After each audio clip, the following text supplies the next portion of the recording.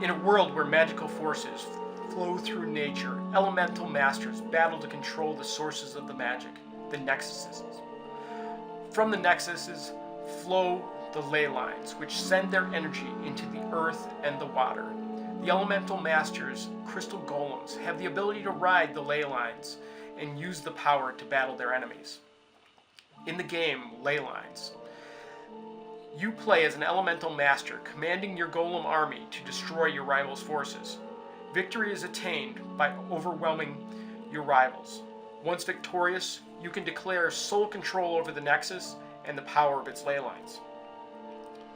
You begin the game by removing the green energy indicator from the decorative bag and place it on the starting blue hex in the Nexus. The Nexus is made up of the 7 hexes at the center of the board, surrounded by the green field. In alternating order, the players should remove the crystal shards one by one from the pouch. The player to first remove a yellow shard from the pouch will command the yellow army and has first move of the game.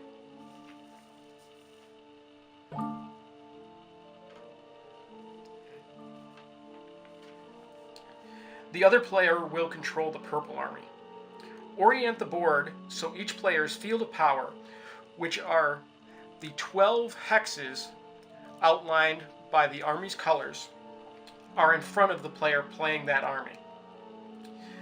Distribute the crystals amongst the players by color, placing one in each of the 12 hexes of the appropriate color field of power. During a player's turn, they may move one of their crystals in a straight line in any of the 6 directions of the hex.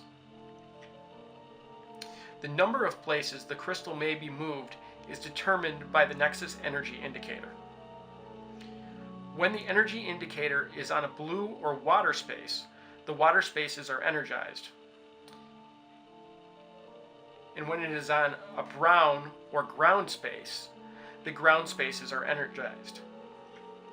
When the energy indicator is on the center black space, both types of spaces are energized.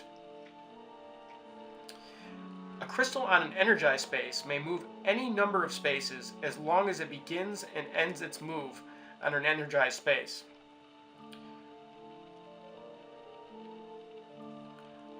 Alternatively, any crystals, independent of where they start, may move one space and may end their turn on either an energized or non-energized space.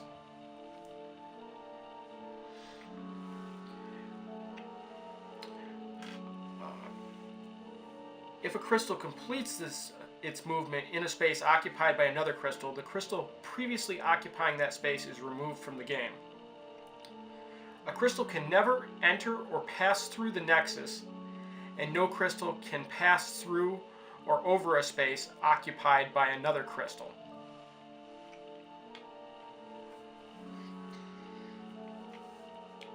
Once a player has moved their crystal, they must advance the energy indicator one space around the Nexus. At this point, the next player's turn begins. If a player's turn starts with the energy indicator on the center black space, they are subject to a power surge. During a power surge, the current player has 2 options.